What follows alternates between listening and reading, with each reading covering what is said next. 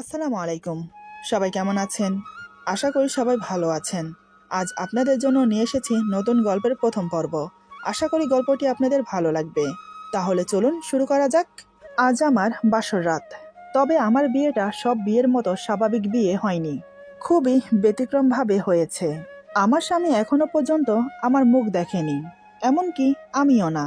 কিন্তু দুই অচেনা মানুষের আজ বাসর রাত। এই বাসর রাতেই আমাদের প্রথম দেখা হবে। জানি, খুবই অদ্ভুত লাগছে। অদ্ভুত লাগারই কথা, কারণ বিয়েটাও তো অদ্ভুতভাবেই হয়েছে।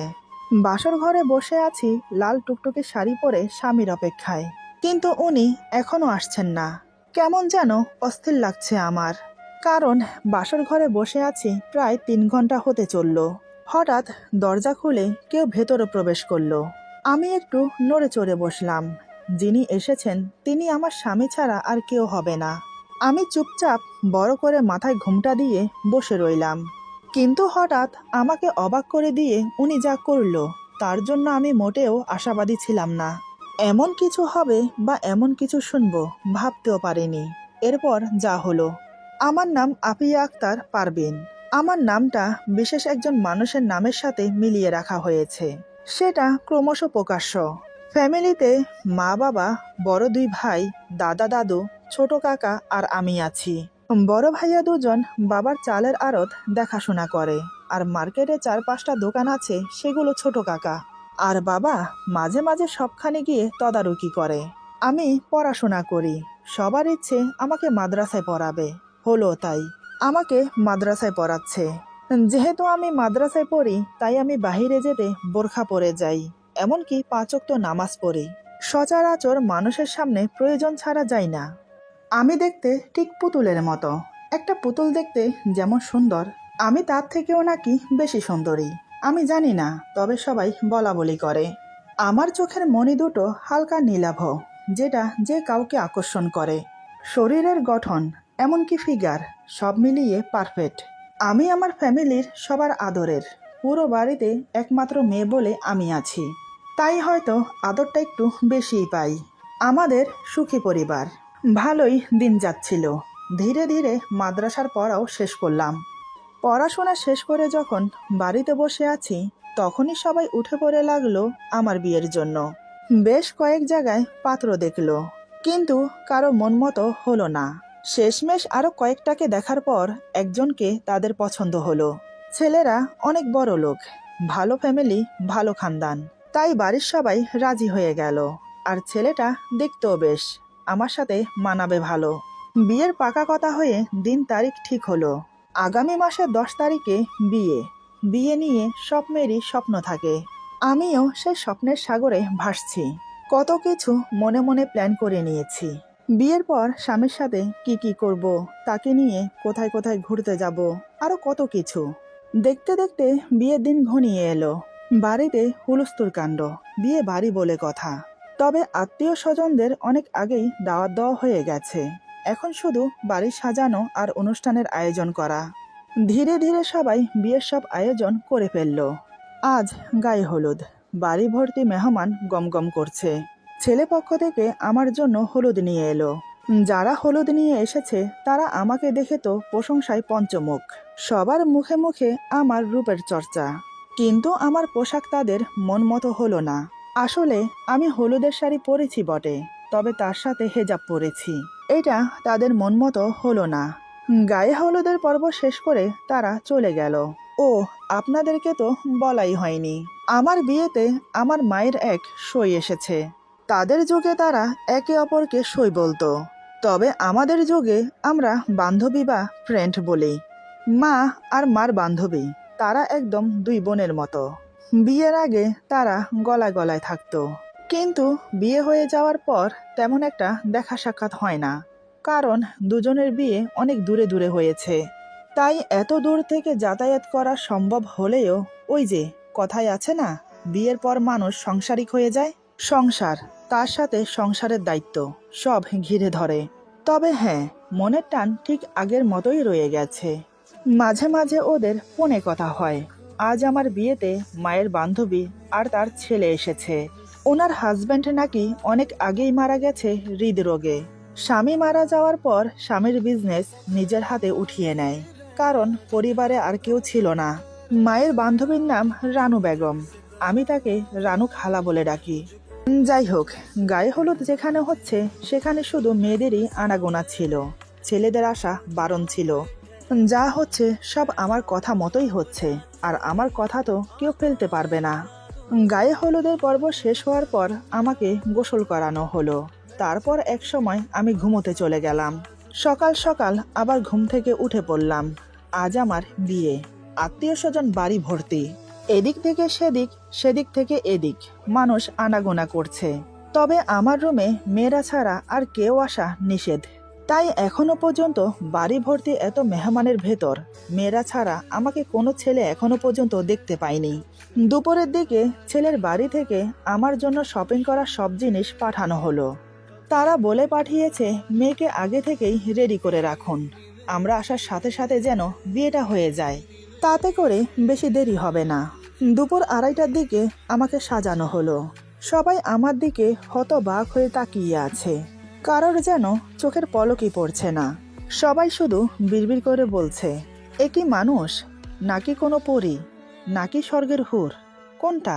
আরও নানান কথা বলতে লাগলো। এদিকে দেখতে দেখতে দুপুর পেরিয়ে বিকেল হলো, কিন্তু এখনো বরযাত্রী এলো না। এবার সবাই টেনশনে পড়ে গেল। ব্যাপারটা কি হলো কেউ বুঝতে পারছে না। আমার বাবা তো টেনশনে পুরো বাড়িতে শুধু পাইচারি করছে। ছেলের বাড়িতে ফোন দেওয়া হলো, কিন্তু কেউ ফোন উঠাচ্ছে না। দেখতে দেখতে সন্ধ্যা হয়ে গেল। এবার যেন পাহাড় সমান টেনশন সবার মাথায় ভর করলো। এবার বাবা আবার ফোন করলো। প্রায় কয়েকবার রিং হওয়ার পর ফোন রিসিভ হলো। বাবা ব্যস্ত হয়ে বলে, হ্যালো হ্যালো, শুনতে পাচ্ছেন আমার কথা? অপর প্রান্ত থেকে গম্ভীর কণ্ঠে একজন বলে, জি শুনতে পাচ্ছি, বলুন। বাবা বলে, কি ব্যাপার, কি হয়েছে, আপনারা যে এখনো এলেন না? লোকটি গম্ভীর কণ্ঠে বলে, আমাদেরকে ক্ষমা করবেন, ছেলে এই বিয়ে করতে চাইছে না। এখন ছেলে যদি বিয়ে না করে তাহলে আমরা এসে কি করব? ক্ষমা করবেন আমাদের। এই বলে লোকটা ফোন কেটে দিল। বাবা তো ধপ করে সোফায় বসে পড়ল। কাকা এসে বলে, কি হয়েছে ভাইয়া, ওনারা কি বলল? বাবার চোখে পানি, তার একমাত্র কলিজার টুকরার কপালে এই ছিল। কাকা বলে, আরে ভাইয়া কি হয়েছে, তুমি কান্না করছো কেন, বলো আমাকে।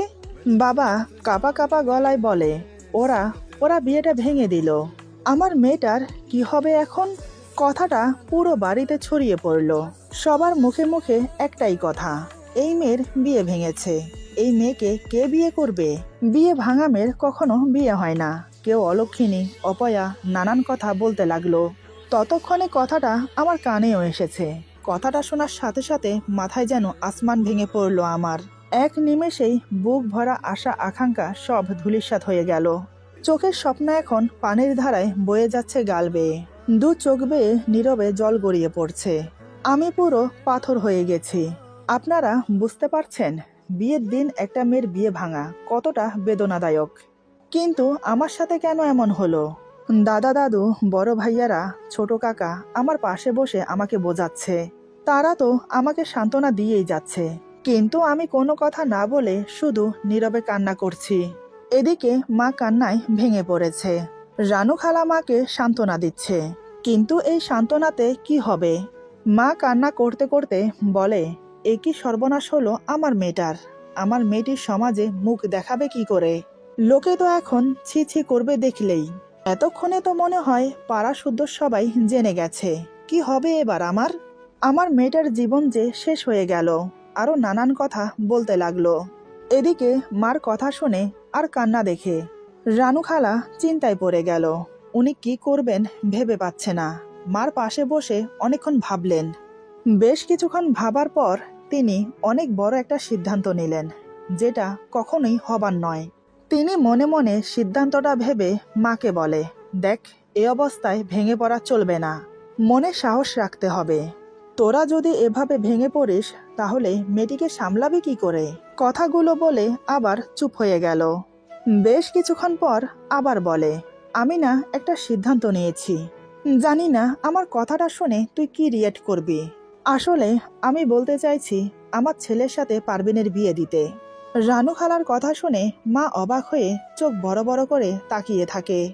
রানু খালা বলে, আমি জানি তুই আমার কথা শুনে কেন অবাক হচ্ছিস।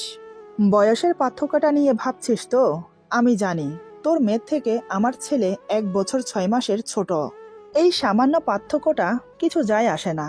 যদি তোরা রাজি থাকিস তাহলে আমি আমার ছেলের সাথে তোর মেয়ের বিয়ে দিতে পারি, এতে আমার কোনো আপত্তি নেই। মা বলে, যদি তোর ছেলে বিয়ে করতে না চায় তখন? রানু খালা মুচকি হেসে বলে, ও আমার ছেলে, ওকে কিভাবে রাজি করাতে হবে সেটা আমি খুব ভালো করেই জানি। মা বলে, তাহলে আমি ওর বাবার সাথে কথা বলি। এই বলে মা রুম থেকে বেরিয়ে গিয়ে বাবা এবং অন্যান্য সবাইকে ব্যাপারটা জানালো। সবাই খুশি মনে সহমত জানালো। ছেলে বয়সে ছোট, তাতে কি হয়েছে? ছেলে দেখতেও তো বেশ, যেমন লম্বা তেমন তার ফিগার, এমনকি তার গায়ের রং, চেহারাটা খুবই আকর্ষণীয়। মোট কথা সব মিলিয়ে পারফেক্ট। আর আর্থিক অবস্থাও ভালো, তাই কারোর কোনো আপত্তি থাকার কথা না। সবাই এটা ভেবে খুশি হলো যে মেয়ে কলঙ্কের হাত থেকে বাঁচবে। সবাই যখন রাজি হয়ে গেছে তখন আমারও আপত্তি থাকার কথা ছিল না। এই সময়টা আপত্তি জানানোর সময়ও না। তবে বয়সটা নিয়ে মনের ভেতর একটা সংকোচ ছিল আমার। যাই হোক, অন্যদিকে রানু খালা তার ছেলের হাত ধরে ছাদে নিয়ে গেল। ওনার ছেলে বলে, আরে মা, তুমি আমাকে এভাবে ছাদে কেন নিয়ে এলে? কি হয়েছে? রানু খালা বলে, দেখে জিলু, আজ তোকে আমার একটা কথা রাখতে হবে। হ্যাঁ, রানু খালার ছেলের নাম মোহাম্মদ জিল্লুর রহমান জিলু। এখনো পড়াশোনা করে। এই তো এবার বিএ এক্সাম দেবে। বয়স আর কতটুকুই হয়েছে। যাই হোক, মায়ের কথা শুনে জিলু বলে, বলো কি কথা? রানু খালা বলে, আগে আমাকে কথা দে, তোকে আমি যেটা করতে বলবো তুই সেটা করবি। জিলু বলে, আরে মা, আগে বলো তো কি করতে হবে? রানু খালা বলে, তুই কিন্তু আমাকে কথা দিয়েছিস, তুই আমার কথা রাখবি। জিলু বলে, রাখার মতো কথা হলে নিশ্চয়ই রাখবো, বলো কি? রানু খালা জিলুর হাত শক্ত করে ধরে বলে, বাবা, তুই পারবিনকে বিয়ে কর। মায়ের কথা শুনে জিলুর মুখ হাঁ হয়ে গেল। বিনা মেঘেই যেন ওর মাথায় বজ্রপাত হলো। কয়েক মিনিটের জন্য সাইলেন্ট হয়ে গেল সে। মার দিকে একদৃষ্টে তাকিয়ে থাকে। জিলু বিশ্বাসই করতে পারছে না যে ওর মা ওকে এই কথা বলছে।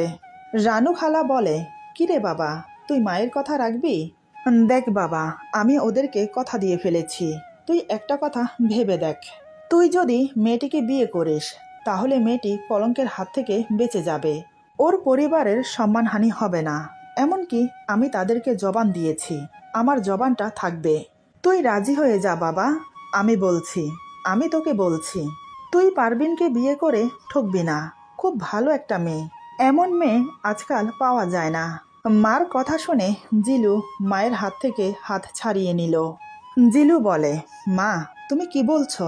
তুমি জানো তুমি যা বলছো সেটা কোনোদিনও সম্ভব না। কিভাবে কি বলছো তুমি? আমি জাস্ট ভাবতে পারছি না। আরে, কাউকে জবান দেওয়ার আগে আমাকে জিজ্ঞেস করার প্রয়োজন ছিল আমি এই বিয়ে করতে রাজি কিনা। সরি মা, আমি এই বিয়ে কোনোদিনও করতে পারবো না। মেয়েটিকে এখনো পর্যন্ত আমি দেখলামও না, দেখতে কেমন তাও জানি না। তবে তুমি তো জানো মেয়েটি আমার থেকে বয়সে বড়, তাহলে কিভাবে কি হয়? নিজের বয়সের থেকে বড় একটা মেয়েকে বিয়ে করব আমি? তুমি এটা ভাবলে কি করে? না মা, আমি এ বিয়ে করতে পারবো না, আমাকে ক্ষমা করো। রানু খালা অনেকক্ষণ বোঝালো ছেলেকে, কিন্তু না, জিলুর একটাই কথা, সে এ বিয়ে করবে না, মরে গেলেও না। অনেক বোঝানোর পরেও যখন জিলু রাজি হচ্ছে না, তখন রানু খালা এমন একটা কথা বলল যেটা শুনে জিলু বাধ্য হলো বিয়েটা করতে। হঠাৎ রানু খালা বলে, তুই যদি এই বিয়ে না করিস তাহলে তুই আমার মরা মুখ দেখবি। এই ছাদ থেকে লাফিয়ে নিজের জীবন দিয়ে দেব আমি। মার মুখে একথা শুনে জিলু পাথরের মূর্তির মতো মায়ের মুখের দিকে তাকিয়ে রইল। নিজের মাকে যেন চিনতে পারছে না আজ। জিলু নিচের দিকে তাকিয়ে জোরে একটা নিঃশ্বাস নিয়ে বলে, ঠিক আছে, আমি এই বিয়ে করব, কিন্তু মা, আমি তোমাকে হারাতে পারবো না। ছেলের কথা শুনে রানু খালার মুখে হাসি ফুটে উঠল। তিনি এবার ছেলেকে বুকে জড়িয়ে নিলেন। ছেলের কপালে একটা চুমু খেয়ে বলে, আমি জানতাম তুই আমার কথা রাখবি। তুই যে আমার ছেলে, চল বাবা, সবাই অপেক্ষা করছে আমাদের জন্য। তারপর আর কি, জিলুর সাথে আমার বিয়ে হলো। বিয়ের পর রানু খালা বলে, বিয়ে যখন হয়ে গেছে তাহলে এবার আমরা বাড়ি ফিরে যেতে চাই। ও, এখন তো উনি আমার খালা নেই, শাশুড়ি মা হয়ে গেছে। শাশুড়ি মার কথা শুনে কেউ আর আপত্তি করলো না। সবার থেকে বিদায় নিয়ে গাড়িতে গিয়ে বসলাম। যেহেতু আমি মাথার ঘুমটা বড় করে রেখেছি, তার উপর ওড়নাটি একটু মোটা কাপড়ের, তাই আমার মুখ দেখা যাচ্ছে না। মা বাবা নিজের ফ্যামিলিকে ছেড়ে যাচ্ছি, চোখের জল আর বাদ মানছে না। নীরবে শুধু চোখের পানি ফেলে যাচ্ছি। এদিকে আমার পাশে আমার শাশুড়ি মা বসে আছে, কারণ জিলু গাড়ি চালাবে, এটা তাদের নিজস্ব গাড়ি। জিলু গাড়িতে বসে খুব জোরে গাড়ির দরজা লাগালো। মোট কথা পুরো গাড়ি কেঁপে উঠেছে। শাশুড়ি মা বলে, বাবা একটু আস্তে। আমি তো চুপচাপ বসে আছি। গাড়ি চলতে শুরু করলো। প্রায় 1.5 ঘন্টা গাড়ি চড়ার পর শ্বশুর বাড়িতে এসে পৌঁছেছি।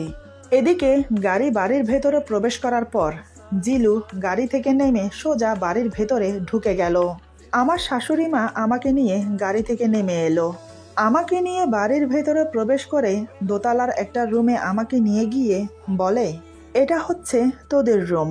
শোন মা, বিয়েটা যখন আচমকা হয়ে গেছে, তাই সবকিছু মানিয়ে নেওয়ার চেষ্টা করবি, বুঝতেই তো পারছিস।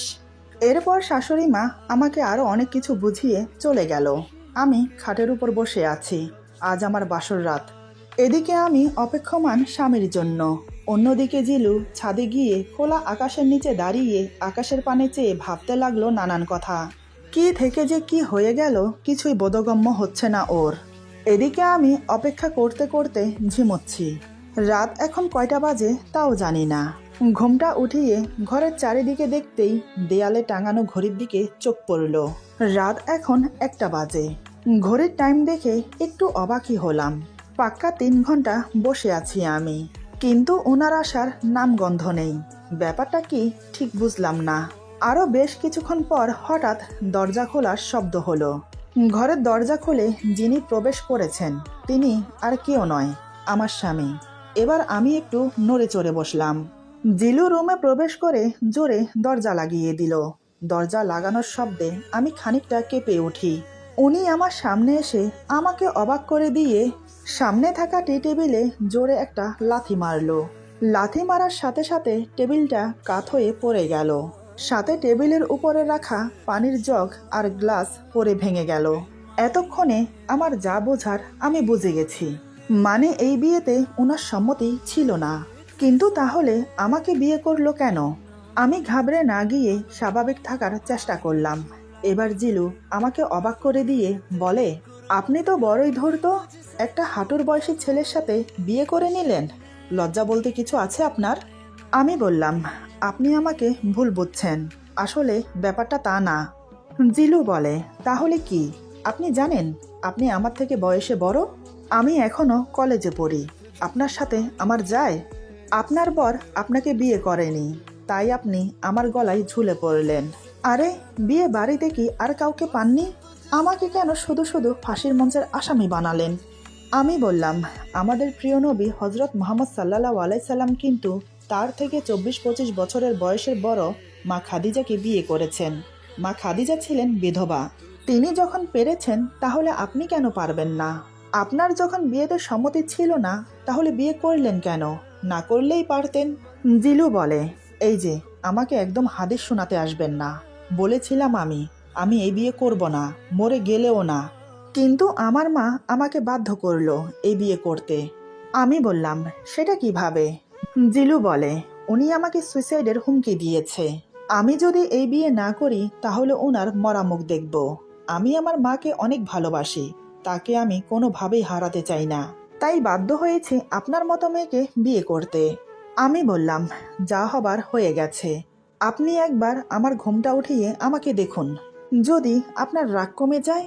জিলু বলে, আপনাকে দেখার কোনো ইচ্ছেই আমার নেই। আমি তো এটা ভেবে পাচ্ছি না, বয়সে বড় হয়েও আপনি আমার মতো একটা ছোট ছেলেকে কেন বিয়ে করলেন? আরে, আপনি তো অন্তত না করতে পারতেন। আমি বললাম, দেখুন, আমাকে নিয়ে বিবেচনা করার আগে আপনি আমাকে একবার দেখুন। জিলু বলে, আবার সেই কথা? আরে আপনাকে দেখার কোনো ইচ্ছেই আমার নেই, বুঝতে পারছেন না সেটা? আচ্ছা, আপনার বিয়ে ভাঙলো কেন? আমি বললাম, জানি না আমি। জিলু বলে, কোনো আপনার জন্য নয় তো? মানে এমনও তো হতে পারে আপনার চরিত্র ভালো না। নিশ্চয়ই কোনো ছেলের সাথে কিছু করতে গিয়ে ধরা খেয়েছেন। আমি বললাম, আপনি কিন্তু আমার ব্যাপারে না জেনে এমন মন্তব্য করতে পারেন না। আপনি আগে আমাকে দেখুন। জিলু বলে, আবার সেই কথা? দেখুন, আমি মন্তব্য করছি না, আমি শিওর এমনই কিছু হবে, নয়তো বিয়েটা ভেঙে যেত না। আপনার নামে এমন কোনো বাজে খবর তারা পেয়েছে যার জন্য বিয়েটা ভেঙে দিতে বাধ্য হয়েছে। আজকাল কোনো মেয়েই তো সাধু না। হায় ভাগ্য, শেষমেশ চরিত্রহীন একটা মেয়ে আমার ভাগ্যে জুটলো। আচ্ছা, আপনি যার সাথে মুখ পুড়িয়েছেন তাকে বিয়ে করে নিলেই তো পারতেন। শুধু শুধু আমার মতো সরল সোজা একটা ছেলেকে কেন ফাঁসালেন? আমি আপনাকে বলে রাখছি, আমি আপনাকে স্ত্রী হিসেবে মানিও না, আর কখনো মানবও না। কোনো রকম 6 মাস পার হতে দিন, আমি আপনাকে ডিভোর্স দিয়ে দেব। আমার কি মনে হয় জানেন? আপনার ফ্যামিলির সবাই ধূর্ত, চালবাজ, জালিয়াত, ভণ্ড। আচ্ছা, ফ্যামিলির সবার ক্যারেক্টার ভালো তো, নাকি সবাই আপনার মতো চরিত্রহীন? এদিকে ওনার এত অপমান আমি সহ করতে পারছি না আর। আমি কান্না করতে লাগলাম নীরবে। এই কথাগুলো কি শোনার বাকি ছিল আমার? হায় আল্লাহ, আপনি আমার কোন পরীক্ষা নিচ্ছেন? আমার জানা মতে আমি তো কখনো কোনো অন্যায় করিনি। তাহলে আপনি আমাকে কোন পাপের শাস্তি দিচ্ছেন? এত এত অপমান সহ করার ক্ষমতা আমি হারিয়ে ফেলছি। আমাকে এতক্ষণ ধরে যা বলছিল তাও ঠিক ছিল, আমি সহ করে নিলাম। কিন্তু উনি তো আমার সাথে সাথে আমার ফ্যামিলিকে পর্যন্ত ছাড়ছেন না। আর পারলাম না চুপ করে থাকতে। অন্যদিকে জিলু আবার বলে, আপনার লজ্জা বলতে কিছু। ব্যাস, এটুকু বলেই আটকে গেল। সে এবার বিস্ফারিত চোখে আমার দিকে তাকিয়ে আছে। চোখগুলোকে এত বড় বড় করে রেখেছে যে এখনই বেরিয়ে আসবে। আসলে আমি আর অপমান সহ করতে না পেরে নিজেই মাথার ঘোমটা খুলে ওনার দিকে তাকিয়ে আছি। আমার মুখ দেখেই ওনার মুখের কথা মুখেই রয়ে গেল। আমার চোখে জল। সেই সন্ধ্যা 6টা থেকে কান্না শুরু করেছি, এখন রাত 1:30 বাজে। চোখ দুটো লাল টুকটুকে হয়ে গেছে কান্না করতে করতে। আমি কান্না মিশ্রিত গলায় বললাম, আপনি আমাকে যা ইচ্ছে নয় তাই বলুন, আমি সহ করে নেব। যদিও আমি কোনো অন্যায় করিনি, তারপরেও সহ করে নেব। কিন্তু প্লিজ আমার ফ্যামিলিকে কিছু বলবেন না, সেটা আমি সহ করতে পারবো না। আমি আপনার কথাকে সম্মান দিচ্ছি, কারণ আপনি আমার স্বামী। বয়সে আপনি আমার থেকে ছোট সেটা ম্যাটার করে না, কারণ মানে আপনি আমার বড়। আপনার কথাই থাকুক, 6 মাস পর আমরা আলাদা হয়ে যাব। আর আমি আপনাকে কথা দিচ্ছি, এই 6 মাস আমার জন্য আপনার কোনো সমস্যা হবে না। এই ঘরের যে কোনো একটা কোণে পড়ে থাকতে দিলেই চলবে। এই বলে আমি উঠে ওয়াশরুমের দিকে যাব কাপড় চেঞ্জ করতে, কিন্তু তার আগেই ঘটল অঘটন। ফ্লোরে যে পানি আর জগ গ্লাস ভেঙে পড়েছিল আমার একটুও মনে নেই। আমি উঠে দাঁড়িয়ে এক কদম বাড়িয়েছি, অমনি আমার পা পিছলে যায়। পা পিছলে পড়ে যেতে নিলেই উনি আমাকে ধরে ফেলে। আমার মুখ থেকে অস্ফুট সুরে উফ শব্দটা বেরিয়ে আসে। সাথে আমি চোখ বন্ধ করে ব্যথায় কুকিয়ে উঠি। আসলে কাজ ঢুকেছে পায়ে। এদিকে উনি আমাকে 2 হাতে জড়িয়ে ধরে। আমার মাথা এলিয়ে আছে ওনার ডান হাতের উপরে, অন্য হাতে উনি আমার কাঁধ ধরে আছে। দুজনের মুখের দূরত্ব শুধু 4 ইঞ্চি। উনি আমাকে অপলকহীন দৃষ্টিতে তাকিয়ে তাকিয়ে শুধু দেখছে। আমার বন্ধ করা চোখ, তীখালো নাক, আর আমার চিকন গোলাপের পাপড়ির মতো গোলাপি ঠোঁটজোড়া নয়ন ভরে দেখতে লাগলো। তার যেন পলক পড়ছে না। হঠাৎ আমি চোখ খুলে ওনাকে এত কাছে দেখে যা করলাম, সেটা উনি বাস্তবে কেন কল্পনাও করতে পারেনি আমি এমন করব। কারো কথা কারো ইগোতে লাগলে বোঝা যায় সে কেমন হয়ে ওঠে। এরপর যা হলো, আজকের গল্প এখানে সমাপ্ত। গল্পের বাকি অংশ পেয়ে যাবেন আগামী পর্বে। আশা করি গল্পটি আপনাদের ভালো লাগবে। যদি ভালো লাগে তাহলে লাইক, কমেন্ট এবং সাবস্ক্রাইব করে আমাদের পাশে থাকুন। সবাই ভালো থাকুন, সুস্থ থাকুন। আল্লাহ হাফেজ।